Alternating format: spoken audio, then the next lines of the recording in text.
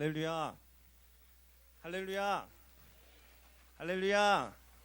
우리 옆에 있는 분들과 인사하시기 바랍니다. 주님의 사랑으로 사랑합니다. 주님의 사랑으로 축복합니다.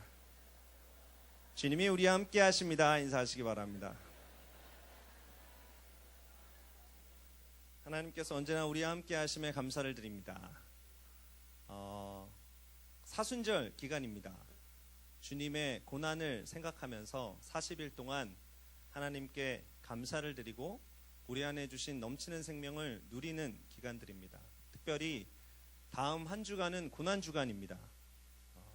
예수님의 고난에 대해서 특별한 어떤 묵상과 기도와 또 삶의 헌신을 하는 주간입니다.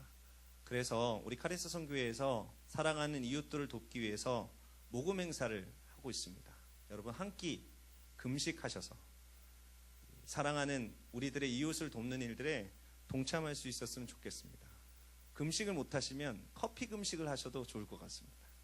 그래서 이번 한 주간 동안은 나의 기호식품인 커피를 끊겠다. 그래서 그것을 통해서 우리 지체들을, 저 커피숍 주인 한 분이 굉장히 얼굴이 사색이 되신 것 같아요. 죄송합니다. 커피는 드세요. 다른 거 끊어서. 어쨌거나 그래서 우리 사랑하는 이웃들 잘 섬기셨으면 좋겠고, 또 고난주간의 마지막 날 토요일에는 우리 카리스 선교회 형제 자매들 모두가 전도를 하러 홍대를 나갑니다.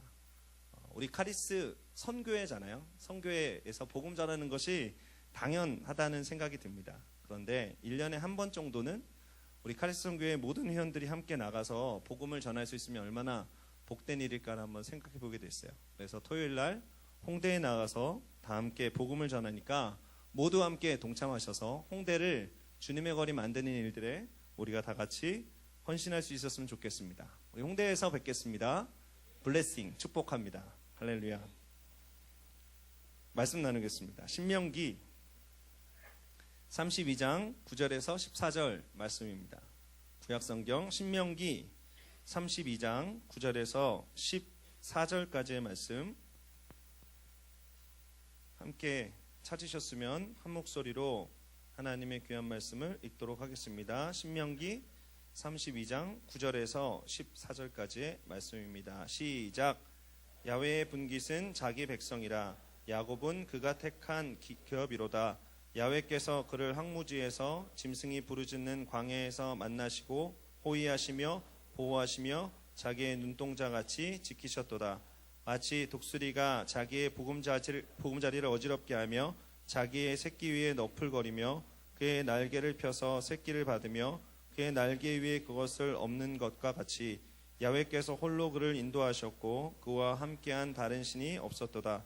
야훼께서 그가 땅의 높은 곳을 타고 다니게 하시며 밭의 소산을 먹게 하시며 반석에서 꿀을, 굳은 반석에서 기름을 빨게 하시며 소의 엉긴 젖과 양의 젖과 어린 양의 기름과 바사센에서 난 수장과 염소의 지극히 아름다운 밀을 먹게 하시며 또 포도즙의 붉은 술을 마시게 하셨도다. 아멘. 오늘 말씀을 근거로 해서 택하신 자들을 향한 하나님의 완전한 사랑에 대해서 함께 살펴보았으면 좋겠습니다. 신명기 32장은 모세의 노래입니다. 31장에 보면 하나님께서 신명기에게 노래를 만들어서 백성들에게 가르치라고 기록하고 있는데 32장이 그 노래인지는 모르지만 어쨌거나 32장이 모세가 백성들과 함께 또 백성들에게 가르쳤던 노래입니다. 오늘 본문 신명기 32장 9절에서 14절은 이렇게 선언하면서 시작합니다. 신명기 32장 9절입니다. 야훼의 분깃은 자기 백성이라. 야곱은 그가 택하신 기업이로다. 하나님께서 야곱을 택하셨다라고 오늘 성경은 기록하고 있습니다. 이스라엘, 야곱을 하나님께서 선택하신 것이죠. 왜 하나님께서는 하고 많은 민족들 가운데 이스라엘을 선택하셨을까? 이 질문을 조금 더 다른 각도로 보아서 하나님은 왜 대한민국을 선택하셨을까? 하나님은 왜 한국을 선택하셔서 마지막 때에 놀라운 일들을 행하고 계실까? 이 한국을 선택하신 하나님의 계획은 정말로 신묘막측한 것입니다. 세계 선교 역사에 있어서 한국처럼 아주 독특한 케이스가 있는 나라가 별로 없어요. 그러니까 한국에는 선교사가 들어오기 이전에 벌써 예수 그리스도를 믿는 사람들이 있었습니다. 그리고 그들이 교회를 먼저 세웠죠. 황해도의 소래지방에 소래교회를 세웠습니다. 지금 그 교회 복원된 모습이 용인에 있는 총신대 마당에 있죠. 여러분들 한번 가셔서 보시기 바랍니다. 우리나라 최초의 교회입니다. 선교사가 들어오기 이전에 먼저 예수 그리스도를 믿는 사람들이 자기 자신 스스로가 어떤 하나님의 말씀을 통해서 또 외국에서 받아들인 만주라든지 아니면 일본이라든지 받아들인 복음을 가지고 예수 그리스도를 믿는 사람들이 함께 교회를 세운 교회들이 한국에 있었다는 것이죠. 그리고 아주 독특하게 한국에 처음 들어온 선교사 아펜젤러와 언더우드가 이미 번역된 한국말로 번역된 성경을 가지고 들어왔습니다. 그러니까 세계 선교의 역사에 있어서 이런 역사를 가진 민족이 많지 않은 것이죠. 하나님께서 한국을 택하셨습니다. 하나님께서 한국을 선택하셨습니다. 또 다른 질문을 한번 드려보죠. 하나님께서 왜 우리를 선택하셨을까요? 하고 많은 사람들을 다 놔두고 하나님께서 왜 우리를 선택하셔서 이곳 가운데 함께 예배 드릴 수 있는 놀라운 은혜를 주셨을까요? 이 전 세계에 있는 65억, 어떤 사람은 68억까지도 얘기하는데 70억에 가까운 인구 중에 오늘 금요철의 예배를 기억하면서 금요일날 밤이 맞도록 기도하는 크리스찬들이 몇 명이나 될까요? 많지는 않을 것입니다. 그런데 하나님께서 우리를 선택하셔서 하나님께 예배 드릴 수 있는 놀라운 은혜를 주셨다라는 것이죠. 우리가 잘나서가 아닙니다. 우리가 무언가 독특해서가 아닙니다. 우리가 가진 무언가가 아니다라는 것이죠. 하나님께서 한국을 택하심도 마찬가지입니다. 제가 일본에 단기 선교를 가면서 그런 생각을 좀 해보게 됐습니다. 일본 사람들을 모르겠습니다. 여러분들은 일본 사람들에 대해서 어떻게 느끼셨는지 모르겠지만 제가 일본 사람들에 대해서 느낀 것은요. 일본 사람들이 참 착하다라는 것입니다. 한국 사람들은 교통법규도 막 어기고 불법 유통도 막 하고 누군가 길을 물어보면 그냥 턱으로 쭉이요 아니면 손으로 저기요라고 얘기하는데 일본 사람들은 자기가 하던 일들 다 내려놓고 사람을 어디까지 안내해 주는 일들도 참 많이 있고요. 그리고 돈을 이렇게 속이거나 떼먹는 일들이 잘 없는 것 같습니다. 제가 일본 사람들과 만나면서 일본 사람들과 교제하면서 이런 생각을 해보게 됐어요. 야, 내가 하나님 입장이면 한국 사람들을 택하지 말고 이 착하고 선한 성품을 가진 일본 사람들을 택하면 어땠을까? 라는 생각을 한번 해보게 됐습니다. 중국을 여행하던 일이었습니다. 중국의 인구가 13억이라고 하죠.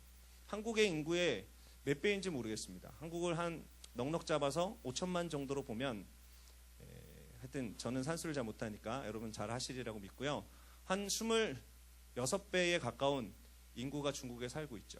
그리고 중국 사람들은 굉장히 적응력들이 뛰어난 민족들입니다.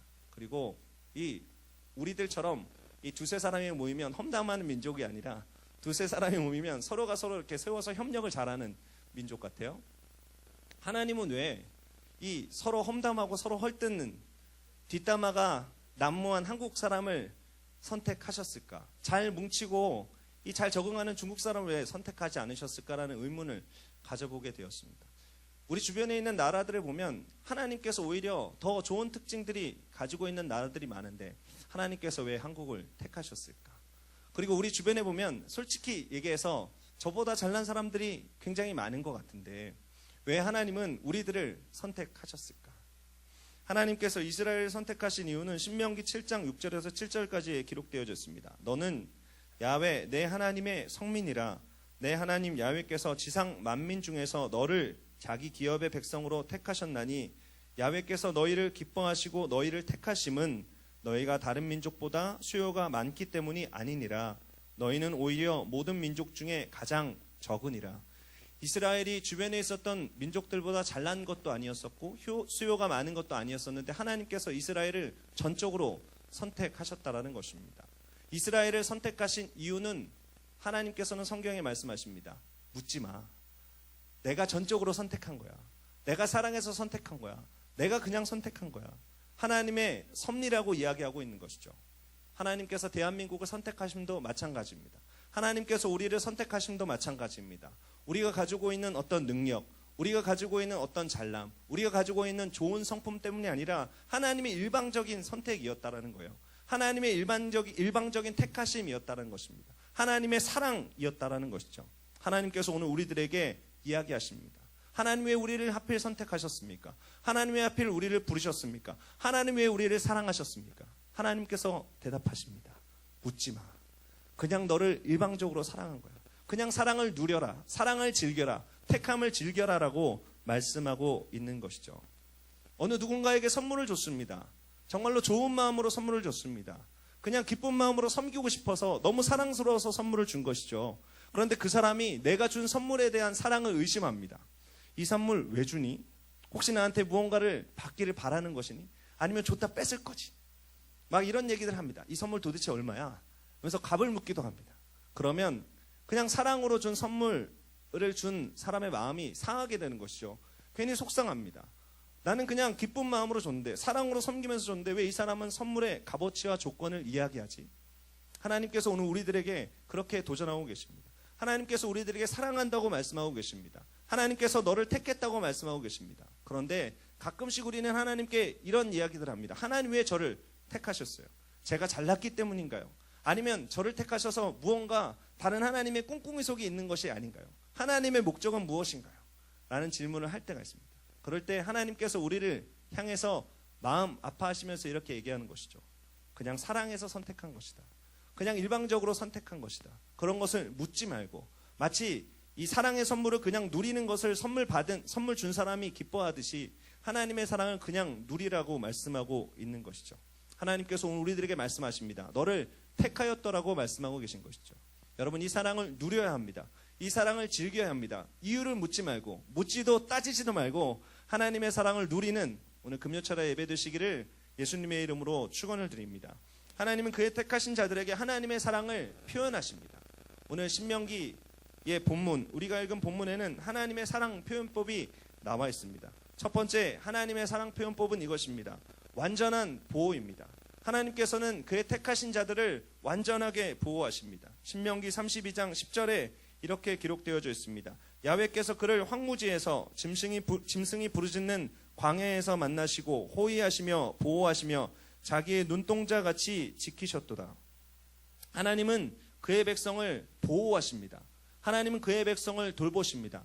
하나님께서는 선택한 여러분을 보호하십니다. 여러분 그것을 믿으십니까? 하나님께서 오늘 성경 본문에 이렇게 기록하십니다. 눈동자같이 보호하신다라고 말씀하고 있는 것이죠. 우리 신체 기관 중에 연약한 부분 중에 하나는 눈입니다. 그래서 눈 앞으로 다가오는 이상한 것들이 있으면 우리 눈은 보호의 본능을 발휘해서 손을 뻗쳐서 막기도 하고 몸을 피하기도 하고 너무 급하면 눈을 감아서 눈 밖에 있는 눈두덩이에 무언가가 맞게 합니다.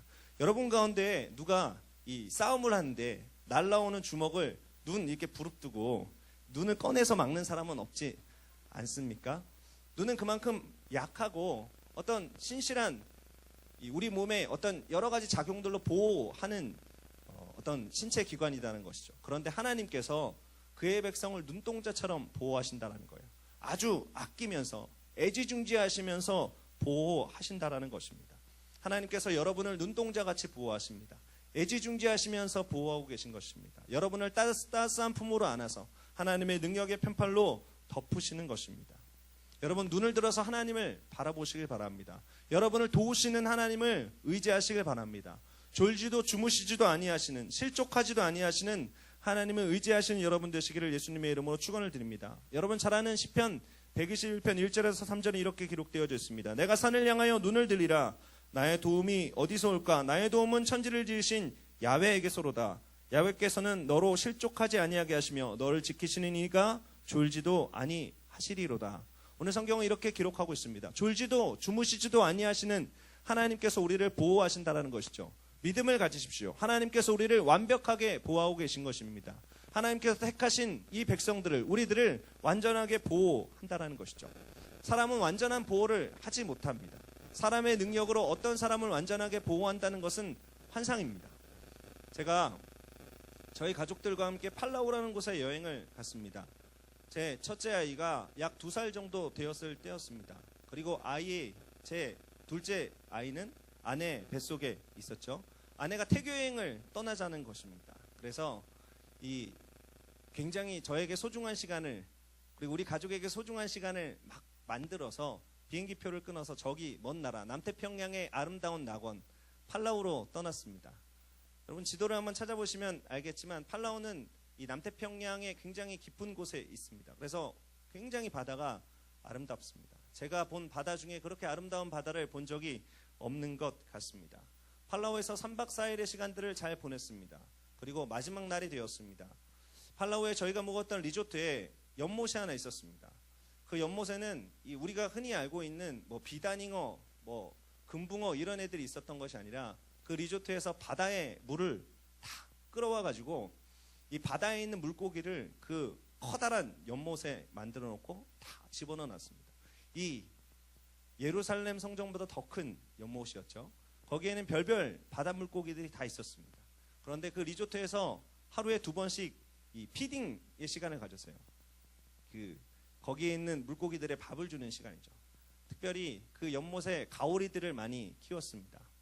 그런데 저희 집 아이도 그렇고 저희도 그렇고 이렇게 동물들에게 뭔가 주는 걸 굉장히 좋아하거든요. 저희 아내도 굉장히 좋아하고 우리 집은 그런 거에 굉장히 열광적입니다. 그래서 그날도 이른 아침 9시에 첫 번째 피딩 시간에 다 같이 나간 것이죠. 그래서 가이드가 이 물고기 자른 것들을 이렇게 주면서 이 물고기들을 모으고 우리들에게 물고기들에게 밥을 주는 시간을 선물을 해줬습니다. 참치가 이렇게 잘라진 것이었는데 저희가 열심히 이렇게 밥을 다 주고 다른 사람들보다 더 열심히 주고 이 연못 주변에 뭐가 하나 이게 떨어져가지고 이거 하나라도 더 어떻게 줘보게 하려고 제 아내가 연못을 향해서 이렇게 디디다가 연못에 미끄러운 것들 때문에 쭉 미끄러지면서 연못에 푹 빠졌습니다. 제가 첫째 아이를 이렇게 팔에 안고 우리 둘이 이렇게 주고 있다가 제 아내가 빠지는 걸 보고 이 본능적으로 손을 그냥 이렇게 내밀었다가 저도 연못 이끼에 빠져서 이 제 아이와 제 아내와 제가 이 한국인으로서는 자랑스럽게 연못에 다 빠졌죠. 근데 연못에 굉장히 바위들이 많았어요. 그래서 넘어지면서 빠지면서 제 첫째 아이 이마가 바위에 콱 쪘습니다. 그래서 하여튼 리조트에서 난리가 난 거죠. 이 한국인 정신 나간 사람들이 물고기 밥 주다가 연못 이끼에 빠져서 난리를 친다. 그래서 그날 있는 모든 피딩은 다 취소가 됐습니다. 어쨌거나 그래서 응급차들이 막 오고 구급차들이 막 오고 그래서 팔라우에 있는 병원에 저희 아이 그 바위에 부딪히니까 머리가 이제 여기 이만한 혹이 막 생기고 애가 막 우는 거죠. 갔습니다. 그래서 놀러 갔다가 엑스레이 찍고 정신적인 안정을 취하고 하루를 다 날렸습니다. 그리고 숙소로 돌아와서 이런 생각을 해보게 되었습니다. 제가 가족들을 돌보는 가장인데 이끼 하나에 넘어지다니 나의 힘은 이렇게 연약하구나. 하나님께서 나를 돌보지 아니하시면 우리 가족들을 돌보지 아니하시면 우리는 이렇게 연약한 아주 작은 것에도 넘어질 수밖에 없는 존재구나라는 것을 알게 되었습니다.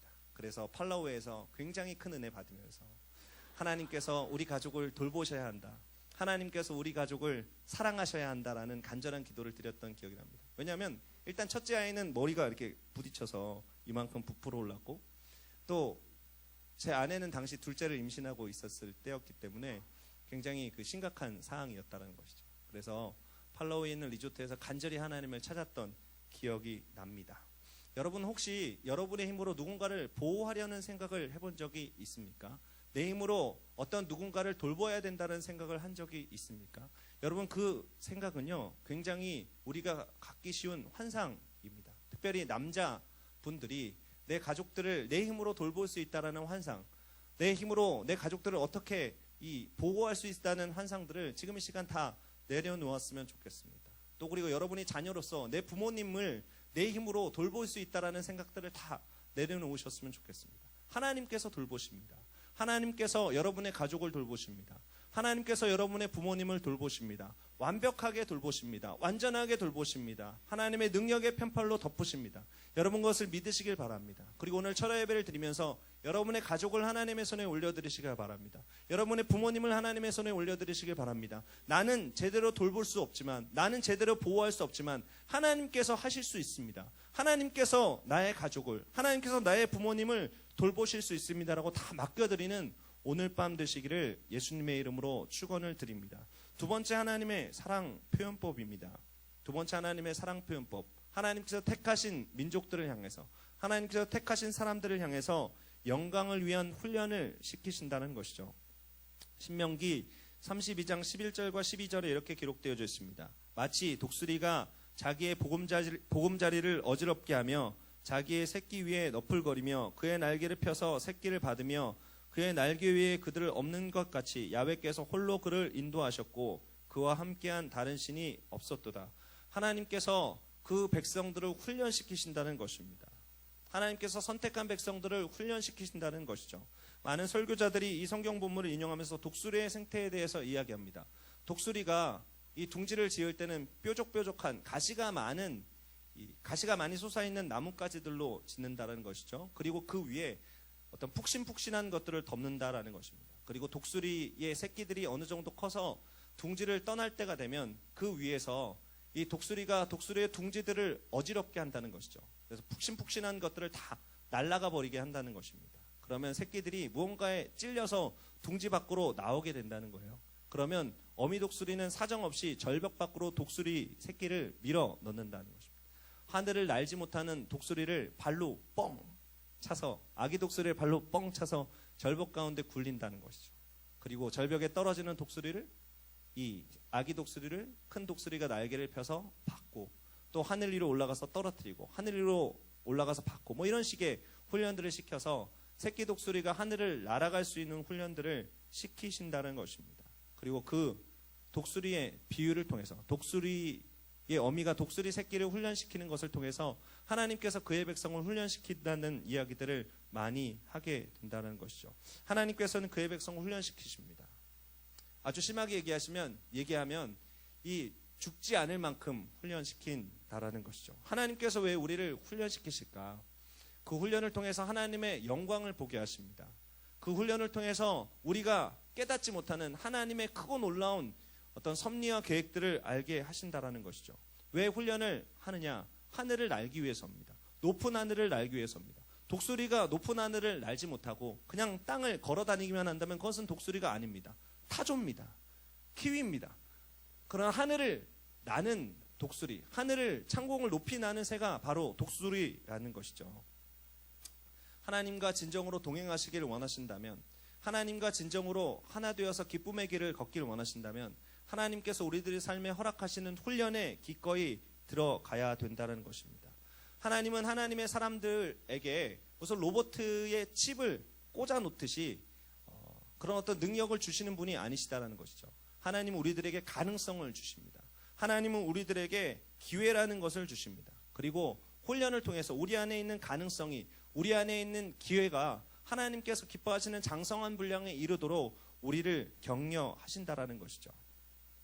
우리가 잘 아는 영화 한 가지가 있습니다. 에반 올마이티라는 영화인데요. 우리가 잘 아는 장면이지만 함께 잠깐 보도록 하겠습니다. 굉장히 유명한 명대사죠. 한번 영상팀에서 틀어주시면 좋겠습니다.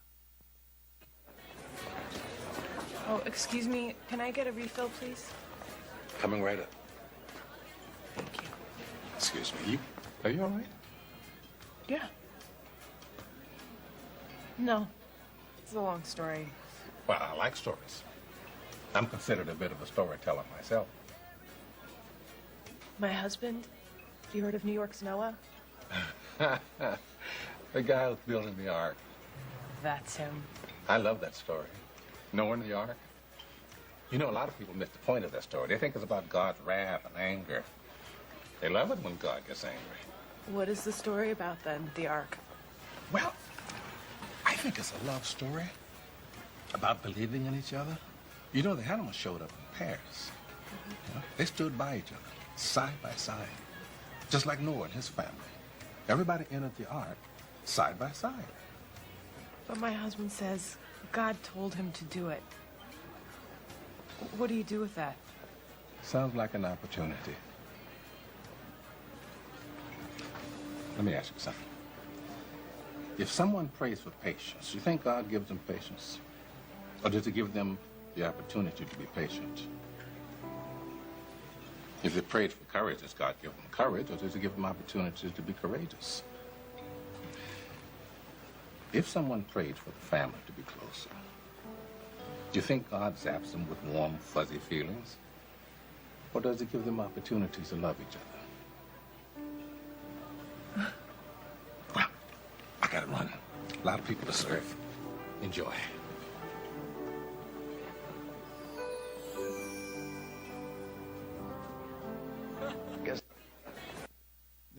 이 영화를 보시면서 우리가 이 장면을 볼 때 많은 사람들이 참 많은 것을 느꼈을 것입니다.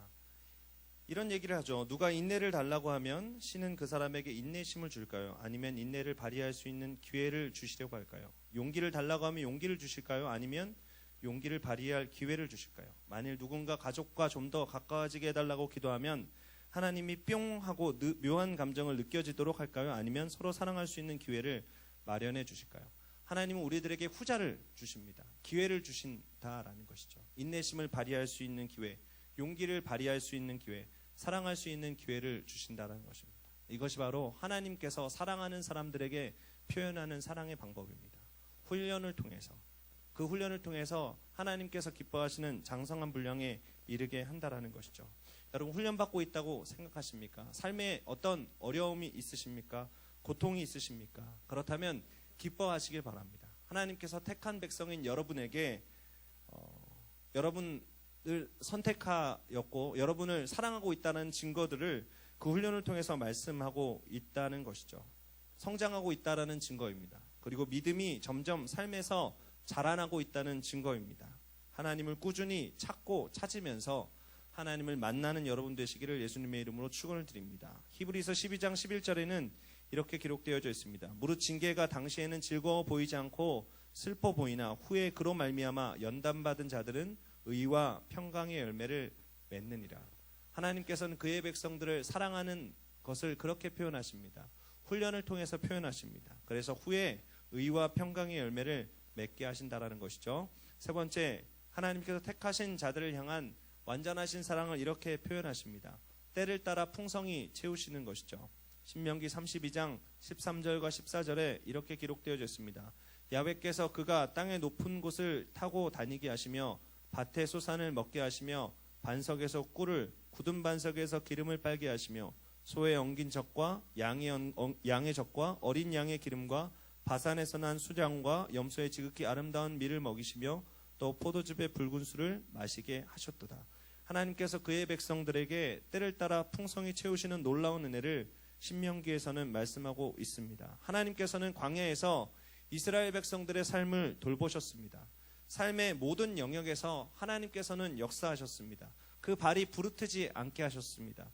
옷이 해지지 않게 하셨습니다. 하늘에서 만나를 내리셨습니다. 메추라기를 보내셨습니다. 적들을 물리치셨습니다. 바다를 갈라 걷게 하셨습니다. 그리고 반석에서 물이 나게 하셨다는 것이죠. 예수님은 당시 있었던 이스라엘 사람들에게 이렇게 말씀하십니다. 공중의 새를 보라고 말씀하셨습니다. 들에 핀 백합화를 보라고 말씀하셨습니다. 하나님께서 먹이시고 입히신다는 것이죠. 하나님은 그의 택한 백성들에게 풍성한 은혜를 공급하십니다. 이스라엘뿐만이 아니라 저와 여러분 삶 가운데도 하나님의 풍성한 은혜를 공급하고 있다는 것이죠. 여러분 그것을 믿으시길 바랍니다. 제가 말씀을 준비하면서 하나님께서 그렇다면 풍성히 채우시는 은혜를 어떻게 그 성경 가운데는 이야기하고 있는가를 고민해 보게 되었습니다. 그러면서 민수기에 있는 말씀을 조금 묵상을 하게 되었습니다. 민수기 11장에 보면 이스라엘 백성들에게 하나님께서 메추라기를 내리는 장면이 기록되어져 있습니다. 메추라기가 얼마나 많이 내렸냐면 이스라엘 백성의 진에 가득 내렸을 뿐만이 아니라 이스라엘 백성이 광야에서 진치고 있는 진에서 하룻길을 걸어가서 이 도달할 거리만큼 메추라기가 넓게 쌓였다라는 것이죠. 얼만큼 넓게 그리고 높게 쌓였냐면 2규빗의 높이만큼 쌓였다라고 기록합니다. 규빗은 어떤 단위를 얘기하냐면 요 손끝에서 팔꿈치까지죠. 그러니까 여러분 한번 생각해 보세요. 여러분 이스라엘이 모여있는 광야에서 진을 치고 있는 진 가운데 이 메추라기가 떨어졌는데 팔꿈치 2개의 높이 정도면 허리 정도 높이 되겠네요. 허리 높이까지 메추라기가 깔려 있는 거예요. 그러니까 얼마나 많은 메추라기가 하나님께서 보내셨는가를 알게 됐다라는 것이죠. 하나님은 그런 분이십니다. 하나님은 그렇게 풍족하게 보내시는 분이다라는 거예요. 그런데 민수기 11장의 말씀을 읽으면서 굉장히 의아한 것들이 발견되게 되었습니다. 하나님께서 그렇게 엄청난 메추라기를 쏟아부어 주셨는데 이스라엘 백성들이 그 메추라기를 씹기도 전에 이 징벌을 받아서 죽은 사람이 있다라는 것이죠. 그리고 그곳의 이름을 기브롯 핫다아와라고 불렀다는 것입니다. 기브롯 핫다아와는 여러분 성경 밑에 각주를 찾아보면 탐욕의 무덤이다라는 것이죠. 하나님이 그렇게 풍족하게 공급하셨는데 왜 그곳 가운데 이스라엘 백성이 입에 메추라기를 씹기도 전에 하나님은 이스라엘 백성들에게 징벌을 내리셨을까? 그래서 욕심으로 구한 자들을 그곳에서 왜 죽게 하셨을까? 저는 민수기 11장에 있는 말씀을 읽으면서 하나님께서 그 택한 백성들에게 풍성히 채우신다는 것이 어떤 것인지에 대해서 한번 심각하게 생각을 해보게 되었습니다.